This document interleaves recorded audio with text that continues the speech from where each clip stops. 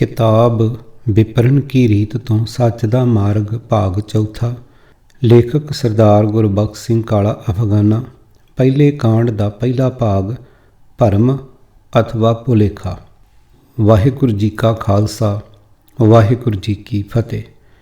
भरम गया पौ भाग्या हर चरणी चित लाए। पन्ना 67। महान कोश के 907 सफ़े ते भरम के अर्थ इस प्रकार लिखे हैं। नंबर 1 संज्ञा घूमना फिरना। भ्रमण सगल जन्म भरम ही भरम खोयो सोठ महला नावा। नंबर 2 जल दी घुमेरी जल चक्कर का। नंबर 3 घुमियार दा चक। नंबर 4 भुल भुलेखा भरम अंधेर विनाश। आसा महला पंजवा। मिथ्या ज्ञान होर दा होर समझना। विद्वानां ने 5 प्रकार का भरम मन्निया है। ऊड़ा भेद भ्रम करतार नूं आत्म रूप ना मन के उस विच अनेक भेद कल्पने। भागैड़ा करतित्व भ्रम मैं करता हाँ ये ख्याल। भागीड़ी संग भ्रम मैं देह रूप हाँ अते जमदा मरदा हाँ। भाग ससा विकार भ्रम जगत ब्रह्म का विकार है। हाहा सतजुत भ्रम ब्रह्म तो जुदा मन के जगत विच सत बुद्ध भरम मोह बेकार नाठे। सुही शांत महला पंजवा। नंबर 6 संसा शक भब्बा भरम मिटावो अपना। नंबर 7 गिलान घिरना निज पत मोहे नहे राखत भ्रम। सूरज प्रकाश जगत के घटा धर्म का भरम कलकी। नंबर 8 ख्याल। नंबर 9 मर्म दे थां भी भरम शब्द आया है। दुर्बचन भेद भरमं। संस्कृति महला पंजवा। मर्म भेदक दिल विन्नण वाले दुर्बचन। नंबर 10 भरमर भौरे ਲਈ भी ये शब्द आया है। काहू कांज को मांझ को भ्रम भूले। अकाल किते कमल उपर भ्रम रूप हो के मोहित होए हो। नंबर 11 तनख्वाह तलब। नंबर 12 भाड़ा किराया। नंबर 13 नाभ धुनी। नंबर 14 स्वर्ण सोना। टूक मात्र आईयां उपरोक्त गुरबाणी पंक्तियां सगल जन्म भरम ही भरम खोयो नै अस्थिर मत पाई। विख्या सगत रहयो निसबासर नै छूटी अधमाई। पन्ना 632। अर्थ सारा जन्म भरमण करदियां भटकणा विच ही गुआ दिता। अजे तक अजिही मत नहीं प्राप्त कीती जो मैनू अडोल रख सके। दिन रात मैं माया विच ही लंपट रहिंदा हाँ। मेरी ये नीचता मुक्कण विच नहीं आउंदी। भुल भुलेखा पावन पतत पुनीत नाम निरंजना भरम अंधेर विनाश ज्ञान गुर अंजना। गुर ज्ञान अंजन प्रभ निरंजन जल थल मईयल पूरिया एक निमख जाके हृदय वसिया मिटे तिसे विसूरिया। अगाध बोध समरथ सुआमी सर्ब का पौ भंजना नानक भयंपै चरण जंपै पावन पतत पुनीत नाम निरंजना। पन्ना 456। भब्बा भरम मिटावो अपना या संसार सगल है सुपना। भरमे सुर नर देवी देवा भरमे सिद्ध साधक ब्रह्मेवा। भरम भरम मानुख डहकाए दुतर महाबिखम ए माए। गुरमुख भ्रम पै मोह मिटाया नानक तेह परम सुख पाया। पन्ना 258। असलीयत तो उल्ट समझ लैण का नाम भरम है। भरम विच उही मनुख फसदा है जिस नूं किसी कुदरती मर्यादा जां किसी पदार्थ की असलीयत का ज्ञान नहीं हुंदा। सतगुरु नानक साहब जी के प्रकाशमान होण संबंधी लिखिया भाई गुरदास जी का यह बचन सतगुरु नानक प्रगटिया मिट्टी धुंध जग चानण होवा बड़ा ही प्रचलित हो के सिख जगत विच हरमन प्यारा बन चुका है। असां शायद ये विचार कदे नहीं कीती कि भाई साहब जी ने हनेरे दे थां ਧੁੰਦ ਸ਼ਬਦ ਕਿਸ ਕਾਰਨ ਵਰਤਿਆ ਹੈ? ਧੁੰਦ ਅਤੇ ਹਨੇਰੇ ਵਿੱਚ ਅੰਤਰ। ਕਾਲੀ ਰਾਤ ਦੇ ਕਾਰਨ ਘਰ ਵਿੱਚ ਭਾਵੇਂ ਕਿੱਡਾ ਵੀ ਹਨੇਰਾ ਹੋਵੇ, ਛੋਟੀ ਜਿਹੀ ਮੋਮਬੱਤੀ ਜਾਂ ਮਿੱਟੀ ਦੇ ਛੋਟੇ ਜਿਹੇ ਦੀਵੇ ਦੇ ਜਗ ਪੈਣ ਨਾਲ ਹਨੇਰਾ ਦੂਰ ਹੋਣ ਵਿੱਚ ਢਿੱਲ ਨਹੀਂ ਲੱਗਦੀ। ਕਿੱਡੀ ਵੀ ਹਨੇਰੀ ਰਾਤ ਹੋਵੇ, ਟਰੱਕ, ਕਾਰਾਂ ਆਦਿ ਹਰ ਪ੍ਰਕਾਰ ਦੀਆਂ ਗੱਡੀਆਂ ਅੱਗੇ ਲੱਗੇ ਚਾਨਣ ਦੇ ਪ੍ਰਬੰਧ ਦੀ ਸਹਾਇਤਾ ਨਾਲ ਮਨ ਭਾਉਂਦੀ ਅਥਵਾ ਲੋੜ ਅਨੁਸਾਰ ਵੱਧ ਤੋਂ ਵੱਧ ਤੇਜ਼ੀ ਨਾਲ ਦੌੜਾਈਆਂ ਜਾ ਸਕਦੀਆਂ ਹਨ। ਪਰ ਜਦੋਂ ਕਦੇ ਸੰਘਣੀ ਧੁੰਦ ਪਈ ਹੋਵੇ ਤਾਂ ਸਿਰ ਆਏ ਸੂਰਜ ਦਾ ਪਤਾ ਵੀ ਬੜੀ ਕਠਿਨਾਈ ਨਾਲ ਲੱਗਦਾ ਹੈ।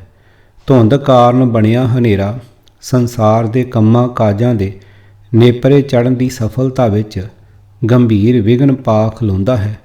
ਟੈਕਸਲਾ, ਬਨਾਰਸ ਆਦਿ ਵਿਚਲੇ ਸੰਸਾਰ ਮਹਾਂਪ੍ਰਸਿੱਧ ਵਿਦਿਆਲੇ ਚਲਾਉਣ ਵਾਲੇ ਉੱਚ ਕੋਟੀ ਦੇ ਵਿਦਵਾਨ ਪੰਡਤਾਂ ਦੀ ਭਾਰਤ ਵਿੱਚ ਕੋਈ ਘਾਟ ਨਹੀਂ ਸੀ।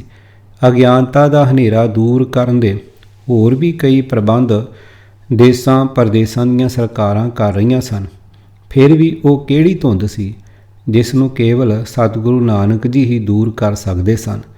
ਇਸ ਸ਼ੰਕੇ ਦੀ ਨਿਵਰਤੀ ਲਈ ਭਾਈ ਗੁਰਦਾਸ ਜੀ ਇਉਂ ਕਹਿੰਦੇ ਹਨ: ਬਾਬਾ ਆਇਆ ਤੀਰਥ ਹੈ, ਤੀਰਥ ਪੁਰਬ ਸਭੇ ਫਿਰ ਦੇਖੈ, ਪੂਰਬ ਧਰਮ ਬਹੁ ਕਰਮ ਕਰ, ਭਾਉ ਭਗਤ ਬਿਨ ਕਿਤੇ ਨਾ ਲੇਖੈ, ਭਾਉ ਨ ਬ੍ਰਹਮੇ ਲਿਖਿਆ, ਚਾਰ ਵੇਦ ਸਿਮਰਤ ਪੜ੍ਹ ਪੇਖੈ, ਢੂੰਡੀ ਸਗਲੀ ਪ੍ਰਿਥਵੀ, ਸਤਜੁਗ ਆਏ ਦੁਆਪਰ ਤ੍ਰੇਤੈ, ਕਲਯੁਗ ਧੰਦੂਕਾਰ ਹੈ, ਭਰਮ ਭੁਲਾਈ ਬਹੁ ਵਿਧ ਭੇਖੈ।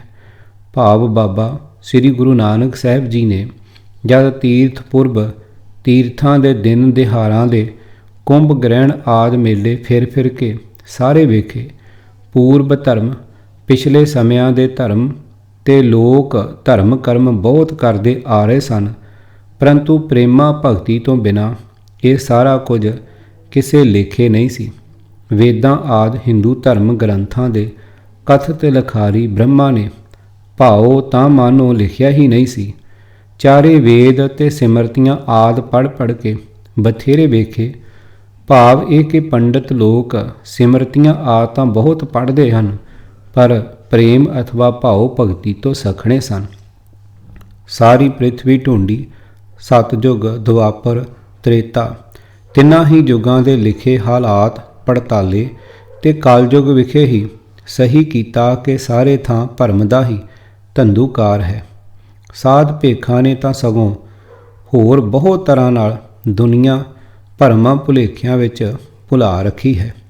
ਜਦੋਂ ਧਰਮ ਦੇ ਆਗੂ ਪੰਡਿਤ, ਪ੍ਰੋਹਿਤ, ਸਿੱਧ ਜੋਗੀ ਆਦਿ ਅਤੇ ਸਿਆਸੀ ਸ਼ਕਤੀਆਂ ਦੇ ਮਾਲਕ, ਰਾਜੇ, ਮਹਾਰਾਜੇ ਅਤੇ ਸਰਕਾਰੀ ਅਹਿਲਕਾਰ ਲੋਕਾਂ ਨੂੰ ਕੁਰਾਹੇ ਪਾ ਕੇ ਆਪ ਲੁਟੇਰੇ ਬਣ ਖਲੋਤੇ ਹੋਣ ਅਤੇ ਆਪਣੀ ਲੁੱਟ ਨੂੰ ਸਦੀਵੀ ਬਣਾਈ ਰੱਖਣ ਲਈ ਲੋਕਾਂ ਨੂੰ ਨਵੇਂ ਤੋਂ ਨਵੇਂ ਭਰਮ ਜਾਲ ਵਿੱਚ ਫਸਾ ਰਹੇ ਹੋਣ ਤਾਂ ਅਗਿਆਨਤਾ ਦੀ ਅਜਿਹੀ ਸੰਘਣੀ ਧੁੰਦ ਫੈਲ ਜਾਂਦੀ ਹੈ ਜਿਸ ਨੂੰ ਮਿਟਾ ਕੇ ਗਿਆਨ ਦਾ ਸੂਰਜ ਚਮਕ ਪੈਣ ਦੀ ਆਸ ਲਗਭਗ ਮੁੱਕ ਚੁੱਕੀ ਹੁੰਦੀ ਹੈ। ਜਦ ਸਾਰੀ ਜਨਤਾ ਹੀ ਭਰਮਾਂ ਵਹਿਮਾਂ ਵਿੱਚ ਫਸ ਕੇ ਆਪਣੀ ਜੀਵਨ ਜੁਗਤ, ਆਪਣਾ ਆਚਰਨ ਵਿਗਾੜ ਬੈਠੇ ਤਾਂ ਉਸ ਧੰਦੂਕਾਰ ਨੂੰ ਮਿਟਾਉਣਾ ਮੁਸ਼ਕਲ ਹੀ ਨਹੀਂ, ਸਗੋਂ ਜਾਨਲੇਵਾ ਵੀ ਬਣ ਚੁੱਕਾ ਹੁੰਦਾ ਹੈ। ਇਹੀ ਕਾਰਨ ਸੀ ਕਿ ਭਰਮ ਭੁਲੇਖੇ ਦੀ ਉਸ ਸੰਘਣੀ ਧੁੰਦ ਨੂੰ ਮਿਟਾ ਕੇ ਵਿਵੇਕ ਗਿਆਨ ਦੁਆਰਾ ਮਨੁੱਖ ਨੂੰ ਸੰਤ ਸੂਰਮਾ ਬਣਾਉਣ ਦੇ ਕਠਿਨ ਕਾਰਜ ਨੂੰ ਨੇਪਰੇ ਚਾੜ੍ਹਨ ਲਈ ਸਤਿਗੁਰਾਂ ਨੂੰ 10 ਜਾਮੇ ਧਾਰਨੇ ਪਏ ਅਤੇ ਬੇਅੰਤ ਕਸ਼ਟ ਸਹਾਰਦਿਆਂ ਕਈ ਤਰ੍ਹਾਂ ਦੀਆਂ ਕੁਰਬਾਨੀਆਂ ਵੀ ਦੇਣੀਆਂ ਪਈਆਂ। ਕਿੱਡੇ ਦੁੱਖ ਵਾਲੀ ਘੜੀ ਆ ਬਣੀ ਹੈ ਕਿ ਉਸੇ ਮਹਾਨ ਅਤੇ ਅਨੂਪਮ ਸਤਿਗੁਰੂ ਜੀ ਦੇ ਸਿੱਖ ਅਖਵਾਉਣ ਵਾਲੇ ਅਸੀਂ ਕਈ ਤਰ੍ਹਾਂ ਦੇ ਭਰਮ ਭੁਲੇਖਿਆਂ ਵਿੱਚ ਫਸ ਕੇ ਗੁਰਮਤਿ ਤੋਂ ਦੂਰ ਹੋ ਰਹੇ ਹਾਂ। ਭਰਮ ਪਾਉਣ ਆਏ ਕਿਸੇ ਸਾਧ ਪ੍ਰਚਾਰਕ ਨੂੰ ਸੁਣ ਲਈ ਤਾਂ ਗੁਰੂ ਘਰਾਂ ਵਿੱਚ ਭੀੜਾਂ ਆ ਜੁੜਦੀਆਂ ਹਨ, ਪਰ ਗੁਰੂ ਨਾਨਕ ਸਾਹਿਬ ਜੀ ਦੇ ਸੱਚ ਦੀ ਸੋਝੀ ਕਰਵਾਉਣ ਵਾਲੇ ਗੁਰੂ ਦੇ ਸੇਵਕ ਦੀ ਗੱਲ ਸੁਣਨ ਲਈ ਵਿਰਲੇ ਗੁਰਮੁਖ ਨਜ਼ਰੀ ਆਉਂਦੇ ਹਨ। ਅਗਿਆਨਤਾ ਤਾਂ ਦੂਰ ਕੀਤੀ ਜਾ ਸਕਦੀ ਹੈ, ਪਰ ਭਰਮ ਦੇ ਜਾਲ ਵਿੱਚ ਫਸੇ ਨੂੰ ਕੱਢਣਾ ਬੜਾ ਕਠਿਨ ਹੈ। ਸਤਿਗੁਰਾਂ ਦਾ ਫੁਰਮਾਨ ਹੈ ਕਿ ਭਰਮਾਂ ਵਿੱਚ ਫਸਿਆ ਮਨੁੱਖ ਮਨ ਕਰਕੇ ਕਦੇ ਸੁਖੀ ਨਹੀਂ ਹੋ ਸਕਦਾ। ਸੁਖੀਆ ਕੇਵਲ ਉਹੀ ਹੈ ਜਿਸ ਦੀ ਮੱਤ ਭਰਮਾਂ ਵਹਿਮਾਂ ਤੋਂ ਬਚੀ ਹੋਈ ਹੈ। ਸੋ ਸੁਖੀਆ ਜਿਸ ਭਰਮ ਗਿਆ। ਪੰਨਾ 1180। ਭਾਈ ਨੰਦ ਲਾਲ ਜੀ ਆਪਣੀ ਪੁਸਤਕ ਤੋਸੀਫੋਸਾਨਾ ਵਿੱਚ ਲਿਖਦੇ ਹਨ ਕਿ ਜੋ ਲੋਕ ਕਿਸੇ ਭਰਮ ਕਰਕੇ ਰਿਵਾਜ਼ਾਂ ਅਤੇ ਰਸਮਾਂ ਦੇ ਸਮੁੰਦਰ ਵਿੱਚ ਡੁੱਬੇ ਹੋਏ ਹਨ, ਗੁਰੂ ਸਾਹਿਬ ਉਹਨਾਂ ਦੇ ਵਿਰੁੱਧ ਹਨ, ਅਤੇ ਜਿਹੜੇ ਗੁਰਮੁਖ ਵਹਿਮਾਂ ਭਰਮਾਂ ਦੇ ਖਿਆਲ ਦੇ ਸਮੁੰਦਰ ਤੋਂ ਤਰ ਕੇ ਪਾਰ ਹੋਣ ਵਾਲੇ ਹਨ, ਉਹਨਾਂ ਦੇ ਸਹਾਇਕ ਹਨ। ਅੱਜ ਕਈ ਤਰ੍ਹਾਂ ਦੇ ਭਰਮਾਂ ਦੇ ਕਾਰਨ ਹੀ ਗੁਰੂ ਨਾਨਕ ਸਾਹਿਬ ਦੀ ਸਿੱਖੀ ਨੂੰ ਖਤਰਾ ਬਣ ਰਿਹਾ ਹੈ। ਸੱਚ ਤੋਂ ਦੂਰ ਕਰ ਦੇਣ ਵਾਲੀ ਵਿਪਰਨ ਕੀ ਰੀਤ ਜਿਸ ਨਾਲ ਸਿੱਖ ਜਾ ਜੁੜਿਆ, ਨਿਰੋਲ ਭਰਮ ਹੀ ਭਰਮ ਤਾਂ ਹੈ। ਆਓ ਸਤਿਗੁਰਾਂ ਤੋਂ ਭਰਮ ਦੀ ਅਸਲੀਅਤ ਸਮਝ ਕੇ ਭਰਮ ਜਾਲ ਵਿੱਚੋਂ ਨਿਕਲਣ ਦਾ ਉਪਰਾਲਾ ਕਰੀਏ। ਛੋੜ ਜਾਹੇ ਸੇ ਕਰੇ ਪਰਾਲ, ਕਾਮ ਨ ਆਵੇਂ ਸੇ ਜੰਜਾਲ, ਸੰਗ ਨ ਚਾਲੇ ਤਿਨ ਸਿਉ ਹੀਤ, ਜੋ ਬਹਿਰਾਈ ਸੇਈ ਮੀਤ। ਐਸੇ ਭਰਮ ਭੁੱਲੇ ਸੰਸਾਰਾ, ਜਨਮ ਪਦਾਰਥ ਖੋਏ ਗਵਾਰਾ। ਰਹਾਉ। ਸਾਚ ਧਰਮ ਨਹੀਂ ਭਾਵੈ ਡੀਠਾ, ਝੂਠ ਧੋਹ ਸਿਉ ਰਚਿਓ ਮੀਠਾ। ਦਾਤ ਪਿਆਰੀ ਵਿਸਰਿਆ ਦਾਤਾਰਾ, ਜਾਣੇ ਨਾਹੀ ਮਰਨ ਵਿਚਾਰਾ। ਵਸਤ ਪਰਾਈ ਕਉ ਉਠ ਰੋਵੈ, ਕਰਮ ਧਰਮ ਸਗਲਾਈ ਖੋਵੈ। ਹੁਕਮ ਨ ਬੂਝੈ ਆਵਣ ਜਾਣੇ, ਪਾਪ ਕਰੇ ਤਾਂ ਪਛੋਤਾਣੇ। ਪੰਨਾ 676।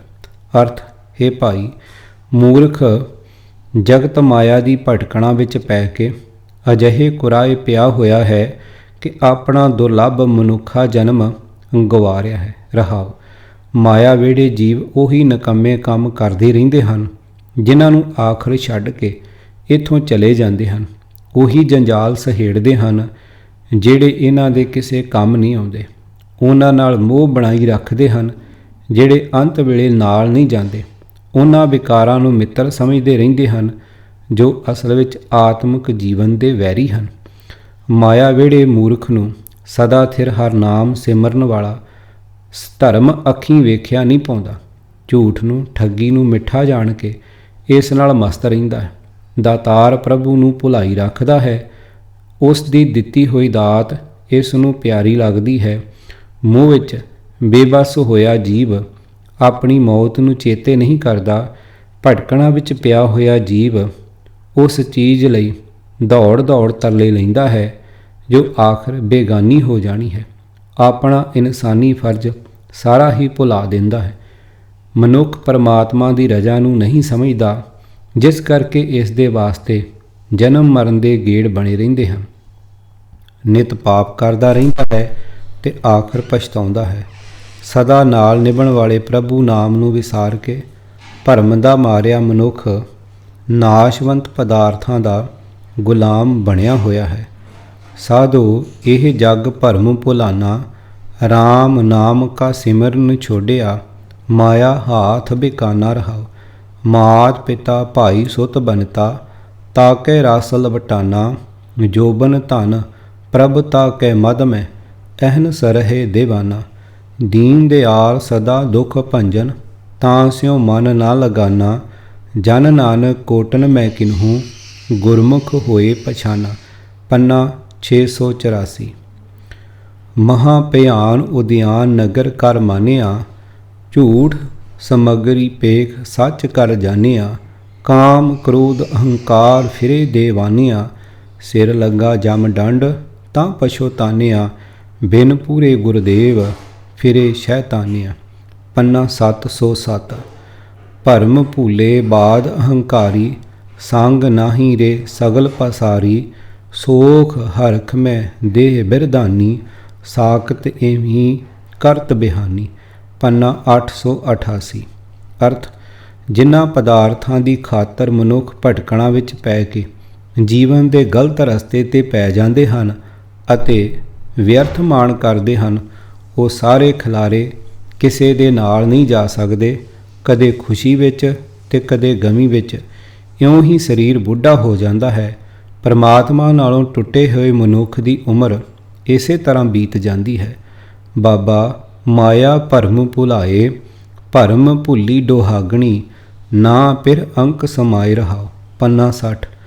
ਅਰਥ, ਮਾਇਆ ਜੀਵਾਂ ਨੂੰ ਭੁਲੇਖੇ ਵਿੱਚ ਪਾ ਕੇ ਕੁਰਾਏ ਪਾ ਦਿੰਦੀ ਹੈ।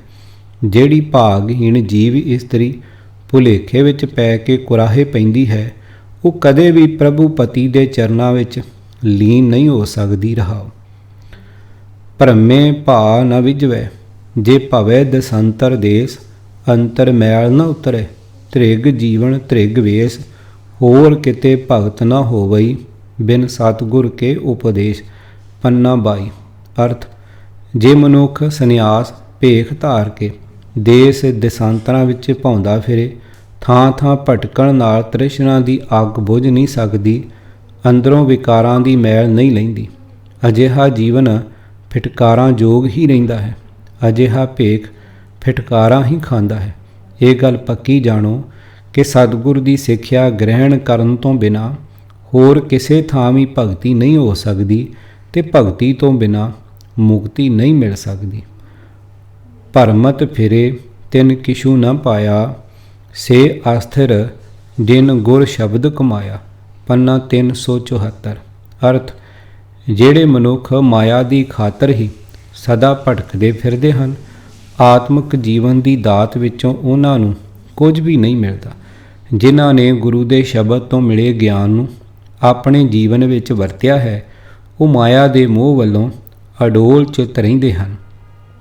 ਹਰ ਹਰ ਮਨ ਭਾਇਆ, ਪਰਮ ਸੁਖ ਪਾਇਆ, ਹਰ ਲਾਹਾ ਪਦ ਨਿਰਵਾਣ ਜੀਓ, ਹਰ ਪ੍ਰੀਤ ਲਗਾਈ, ਹਰ ਨਾਮ ਸਖਾਈ, ਭਰਮ ਚੂਕਾ ਆਵਣ ਜਾਣ ਜੀਓ। ਆਵਣ ਜਾਣਾ ਭਰਮ ਭਉ ਭਾਗਾ, ਹਰ ਹਰ ਹਰ ਗੁਣ ਗਾਇਆ, ਜਨਮ ਜਨਮ ਕੇ ਕਿਲ ਵਿਖ ਦੁਖ ਉਤਰੇ, ਹਰ ਹਰ ਨਾਮ ਸਮਾਇਆ। ਜਿਨ ਹਰ ਧਿਆਇਆ ਤੁਰ ਭਾਗ ਲਿਖ ਪਾਇਆ, ਤਿਨ ਸਫਲ ਜਨਮ ਪਰਵਾਣ ਜੀਓ, ਹਰ ਹਰ ਮਨ ਭਾਇਆ, ਪਰਮ ਸੁਖ ਪਾਇਆ, ਹਰ ਲਾਹਾ ਪਦ ਨਿਰਵਾਣ ਜੀਓ। ਪੰਨਾ 444। ਭਰਮ ਭੇਦ ਭਉ ਕਬਹੂ ਨ ਛੂਟਸ, ਆਵਤ ਜਾਤ ਨ ਜਾਨੀ, ਬਿਨ ਹਰ ਨਾਮ ਕੋ ਮੁਕਤ ਨ ਪਾਵਸ, ਡੂਬ ਮੁਏ ਬਿਨ ਪਾਣੀ, ਧੰਦਾ ਕਰਤ ਸਗਲੀ ਪਤ ਖੋਵਸ, ਭਰਮ ਨ ਮਿਟਸ ਗਵਾਰਾ, ਬਿਨ ਗੁਰ ਸ਼ਬਦ ਮੁਕਤ ਨਹੀਂ ਕਬਹੀ, ਅੰਧੁਲੇ ਧੰਦ ਪਸਾਰਾ। ਪੰਨਾ 1127। ਅਰਥ, ਪਰਮਾਤਮਾ ਦਾ ਨਾਮ ਸਿਮਰਨ ਤੋਂ ਬਿਨਾਂ ਭਟਕਣਾ ਪ੍ਰਭੂ ਨਾਲੋਂ ਵਿਥ, ਡਰ ਸਹਿਮ ਕਦੇ ਨਹੀਂ ਮੁੱਕਦਾ। ਜਨਮ ਮਰਨ ਦਾ ਗੇੜ ਬਣਿਆ ਰਹਿੰਦਾ ਹੈ। ਸਹੀ ਜੀਵਨ ਦੀ ਸਮਝ ਨਹੀਂ ਪੈਂਦੀ। ਪ੍ਰਭੂ ਦਾ ਨਾਮ ਸਿਮਰਨ ਤੋਂ ਬਿਨਾਂ ਕੋਈ ਬੰਦਾ ਮਾਇਆ ਦੀ ਤ੍ਰਿਸ਼ਨਾ ਤੋਂ ਖਲਾਸੀ ਨਹੀਂ ਪ੍ਰਾਪਤ ਕਰ ਸਕਦਾ। ਵਿਕਾਰਾਂ ਦੇ ਪਾਣੀ ਵਿੱਚ ਗੋਤੇ ਖਾ ਖਾ ਕੇ ਆਤਮਿਕ ਮੌਤ ਸਹੇੜ ਲੈਂਦਾ ਹੈ। ਵਿਸ਼ਿਆਂ ਨਾਲ ਤ੍ਰਿਪਤੀ ਕਦੇ ਨਹੀਂ ਹੁੰਦੀ। ਵਿਸ਼ੇ ਵਿਕਾਰ ਬੰਦੇ ਨੂੰ ਹੀ ਖਾ ਜਾਂਦੇ ਹਨ। ਇਹ ਮੂਰਖ ਮਨ, ਨਿਰੀ ਮਾਇਆ ਗੁਰੂ ਦੇ ਸ਼ਬਦ ਨਾਲ ਪਿਆਰ ਕਰਨ ਤੋਂ ਬਿਨਾਂ ਮਾਇਆ ਦੀ ਤ੍ਰਿਸ਼ਨਾ ਕਦੇ ਖਲਾਸੀ ਨਹੀਂ ਹੋਵੇਗੀ। ਇਹ ਦੌੜ ਭੱਜ ਟਿਕੀ ਰਹੇਗੀ। ਸੁਰਤ ਦਾ ਇਹ ਖੰਡਾਓ ਬਣਿਆ ਰਹੇਗਾ। ਭ੍ਰਮ ਭਟਕਣਾ ਤੋਂ ਛੁਟਕਾਰਾ ਕਿਵੇਂ ਹੋਏ? ਡੀਗਨ ਡੋਲਾ ਤਉ ਲਊ, ਜੋ ਮਨ ਕੇ ਭਰਮਾ, ਭ੍ਰਮ ਕਾਟੇ ਗੁਰ ਆਪਣੇ ਪਾਏ ਬਿਸਰਾਮਾ, ਉਹ ਬੇਖਾਦੀ ਦੋਖੀਆ ਤੇ ਗੁਰ ਤੇ ਹੂਟੇ, ਹਮ ਛੂਟੇ ਅਬ ਉਨ੍ਹਾਂ ਤੇ, ਉਹ ਹਮ ਤੇ ਛੂਟੇ। ਰਹਾਓ। ਮੇਰਾ ਤੇਰਾ ਜਾਣਤਾ ਤਬ ਹੀ ਤੇ ਧੰਦਾ, ਗੁਰ ਕਾਟੀ ਅਗਿਆਨਤਾ ਤਬ ਛੁਟਕੇ ਫੰਦਾ, ਜਬ ਲਗ ਹੁਕਮ ਨ ਬੂਝਤਾ ਤਬ ਹੀ ਲੋ ਦੁਖੀਆ, ਗੁਰ ਮਿਲ ਹੁਕਮ ਪਛਾਣਿਆ ਤਬ ਹੀ ਤੇ ਸੁਖੀਆ। ਨਾ ਕੋ ਦੁਸ਼ਮਨ ਦੁਖੀਆ ਨਾ ਹੀ ਕੋ ਮੰਦਾ, ਗੁਰ ਕੀ ਸੇਵਾ ਸੇਵਕੋ ਨਾਨਕ ਖਸਮੇ ਬੰਦਾ। ਪੰਨਾ 400। ਅਰਥ, ਵਿਕਾਰਾਂ ਵਿੱਚ ਡਿੱਗਣ ਤੇ ਮੋਹ ਵਿੱਚ ਫਸਣ ਦਾ ਸਬੱਬ ਤਦੋਂ ਤੱਕ ਬਣਿਆ ਰਹਿੰਦਾ ਹੈ ਜਦੋਂ ਤੱਕ ਮਨੁੱਖ ਦੀਆਂ ਮਾਇਆ ਦੀ ਖਾਤਰ ਦੌੜਾਂ ਭੱਜਾਂ ਟਿਕੀਆਂ ਰਹਿੰਦੀਆਂ ਹਨ। ਪਰ ਪਿਆਰੇ ਗੁਰੂ ਨੇ ਜਿਸ ਮਨੁੱਖ ਦੀ ਭਟਕਣਾ ਦੂਰ ਕਰ ਦਿੱਤੀ, ਉਸ ਨੇ ਆਤਮਿਕ ਟਿਕਾਓ ਪ੍ਰਾਪਤ ਕਰ ਲਿਆ। ਹੇ ਭਾਈ, ਇਹ ਜਿਤਨੇ ਵੀ ਕਾਮਾਦਿਕ ਝਗੜਾਲੂ ਵੈਰੀ ਹਨ, ਗੁਰੂ ਦੀ ਸ਼ਰਨ ਪਿਆ ਇਹ ਸਾਰੇ ਹੀ ਥੱਕ ਗਏ ਹਨ, ਭਾਵ ਸਾਨੂੰ ਦੁਖੀ ਕਰਨ ਨੂੰ ਰਹਿ ਗਏ ਹਨ। ਹੁਣ ਉਹਨਾਂ ਪਾਸੋਂ ਸਾਡੀ ਖਲਾਸੀ ਹੋ ਗਈ ਹੈ। ਉਹ ਸਾਰੇ ਸਾਡਾ ਖਹਿੜਾ ਛੱਡ ਗਏ ਹਨ। ਰਹਾਓ। ਜਦੋਂ ਤੋਂ ਮਨੁੱਖ ਦੂਜਿਆਂ ਨਾਲ ਵਿਤਕਰੇ ਕਰਦਾ ਆਉਂਦਾ ਹੈ, ਤਦੋਂ ਤੋਂ ਹੀ ਇਸ ਨੂੰ ਮਾਇਆ ਦੇ ਮੋਹ ਦੇ ਬੰਧਨ ਪਏ ਹੋਏ ਹਨ। ਪਰ ਜਦੋਂ ਤੋਂ ਗੁਰੂ ਨੇ ਅਗਿਆਨਤਾ ਦੂਰ ਕਰ ਦਿੱਤੀ ਹੈ, ਤਦੋਂ ਤੋਂ ਮੋਹ ਦੀਆਂ ਫਾਹੀਆਂ ਤੋਂ ਖਲਾਸੀ ਹੋ ਗਈ। ਜਦ ਤੱਕ ਮਨੁੱਖ ਪਰਮਾਤਮਾ ਦੀ ਰਜ਼ਾ ਨੂੰ ਨਹੀਂ ਸਮਝਦਾ, ਉਤਨਾ ਚਿਰ ਤੱਕ ਹੀ ਦੁਖੀ ਰਹਿੰਦਾ ਹੈ। ਪਰ ਜਿਸ ਨੇ ਗੁਰੂ ਦੀ ਸ਼ਰਨ ਪੈ ਕੇ ਪਰਮਾਤਮਾ ਦੀ ਰਜ਼ਾ ਨੂੰ ਸਮਝ ਲਿਆ, ਉਹ ਉਸੇ ਵੇਲੇ ਤੋਂ ਸੁਖੀ ਹੋ ਗਿਆ। ਹੇ ਨਾਨਕ, ਜਿਹੜਾ ਮਨੁੱਖ ਗੁਰੂ ਦੀ ਦੱਸੀ ਸੇਵਾ ਕਰਕੇ ਪਰਮਾਤਮਾ ਦਾ ਸੇਵਕ ਬਣ ਜਾਂਦਾ ਹੈ, ਖਸਮ ਪ੍ਰਭੂ ਦਾ ਗੁਲਾਮ ਬਣ ਜਾਂਦਾ ਹੈ, ਉਸ ਨੂੰ ਕੋਈ ਮਨੁੱਖ ਆਪਣਾ ਦੁਸ਼ਮਣ ਨਹੀਂ ਦਿਸਦਾ, ਕੋਈ ਵੈਰੀ ਨਹੀਂ ਜਾਪਦਾ, ਕੋਈ ਉਸ ਨੂੰ ਭੈੜਾ ਨਹੀਂ ਲੱਗਦਾ। ਸਿਮਰਤ ਨਾਮ ਦੋਖ ਸਭ ਲਾਥੇ, ਅੰਤਰ ਬਾਹਰ ਹਰ ਪ੍ਰਭ ਸਾਥੇ, ਭੈ ਭਉ ਭ੍ਰਮ ਖੋਇਆ ਗੁਰ ਪੂਰੇ, ਦੇਖਾ ਸਭਨੀ ਜਾਈ ਜੀਓ। ਪੰਨਾ 107। ਜਾ ਕੈ ਬਿਨਸਿਓ ਮਨ ਤੇ ਭਰਮਾ, ਤਾ ਕੈ ਕਛੂ ਨਾਹੀ ਡਰ ਜਮਾ। ਪੰਨਾ 186। ਏਕੈ ਕਨਕ ਅਨਕ ਭਾਂਤ ਸਾਜੀ, ਬਹੁ ਪ੍ਰਕਾਰ ਰਚਾਇਓ, ਕਹੋ ਨਾਨਕ ਭਰਮ ਗੁਰ ਖੋਈ ਹੈ, ਏਮ ਤਤੈ ਤਤ ਮਿਲਾਇਓ। ਪੰਨਾ 205।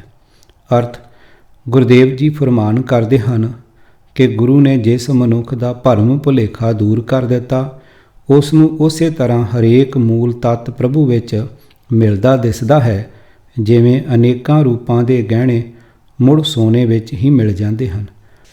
ਸਾਰੇ ਧਰਮ ਗੁਰੂਆਂ ਨਾਲੋਂ ਨਿਰਾਲੀ ਮਿਹਰ ਕਰਕੇ ਆਪਣੇ ਸਿੱਖ ਨੂੰ ਅਜਿਹੇ ਹਰ ਪੱਖੋਂ ਪੂਰੇ ਅਤੇ ਅਨੂਪਮ ਸ੍ਰੀ ਗੁਰੂ ਗ੍ਰੰਥ ਸਾਹਿਬ ਦੇ ਲੜ ਲਾਇਆ, ਜਿਨ੍ਹਾਂ ਦਾ ਗਿਆਨ ਜੁਗਾਂ ਜੁਗਾਂਤਰਾਂ ਤੱਕ ਪੁਰਾਣਾ ਨਹੀਂ ਹੋ ਸਕਦਾ। ਸਾਹਿਬ ਮੇਰਾ ਨੀਤ ਨਵਾਂ, ਸਦਾ ਸਦਾ ਦਾਤਾਰ। ਪੰਨਾ 660। ਨਿਤ ਨਵੇਂ ਨਰੋਏ ਸਦੀਵੀ ਸੱਚ ਨਾਲ ਜੋੜੀ ਰੱਖਣ ਦੇ ਸਮਰੱਥ, ਹਰ ਪੱਖੋਂ ਸੰਪੂਰਨ ਗਿਆਨ ਦੇ ਮਹਾਨ ਸਾਗਰ ਨੂੰ ਸਰਬ ਸਾਂਝਾ ਬਣਾਉਣ ਲਈ ਗੁਰਦੇਵ ਜੀ ਨੇ ਦੂਰ ਨੇੜੇ ਪੁੱਜ ਕੇ ਪੂਰਨ ਸੱਚ ਨਾਲ ਜੁੜੇ ਹੋਏ ਹਰ ਵਰਗ ਦੇ ਭਗਤਾਂ ਦੇ ਅਨਮੋਲ ਬਚਨ ਇਕੱਤਰ ਕੀਤੇ ਅਤੇ ਗੁਰੂ ਬਾਣੀ ਦਾ ਹਿੱਸਾ ਬਣਾਏ। ਉਸੇ ਪੂਰਨ ਗੁਰੂ ਗ੍ਰੰਥ ਸਾਹਿਬ ਜੀ ਦਾ ਫਰਮਾਨ ਹੈ ਕਿ ਗੁਰਮਤਿ ਗਿਆਨ ਦੀ ਹਨੇਰੀ ਦੇ ਅੱਗੇ ਕੋਈ ਵੀ ਭਰਮ ਨਹੀਂ ਟਿਕ ਸਕਦਾ। ਅਰਥਾਂ ਸਮੇਤ ਪੂਰਾ ਗੁਰੂ ਫਰਮਾਨ ਇਸ ਪ੍ਰਕਾਰ ਹੈ। ਦੇਖੋ ਭਾਈ, ਗਿਆਨ ਕੀ ਆਈ ਆਂधी, ਸਭੇ ਉਡਾਨੀ ਭ੍ਰਮ ਕੀ ਟਾਟੀ, ਰਹਿ ਨਾ ਮਾਇਆ ਬਾਂਧੀ ਰਹਾ। ਦੋ ਚਿੱਤੇ ਕੀ ਦੋਏ ਥੂਨ ਗਿਰਾਨੀ, ਮੋਹ ਬਲੇਡਾ ਟੂਟਾ, ਤਿਸ਼ਨਾ ਸ਼ਾਨ ਭਰੀ ਤਰ ਉੱਪਰ, ਦੁਰਮਟ ਭਾਂਡਾ ਫੂਟਾ। ਆਂधी ਪਾਛੇ ਜੋ ਜਲ ਬਰਖੈ, ਤਿਹ ਤੇਰਾ ਜਨ ਪੀਨਾ, ਕਹਿ ਕਬੀਰ ਮਨ ਭਇਆ ਪ੍ਰਗਾਸਾ, ਉਦੇ ਭਾਨ ਜਬ ਚੀਨਾ। ਪੰਨਾ 331।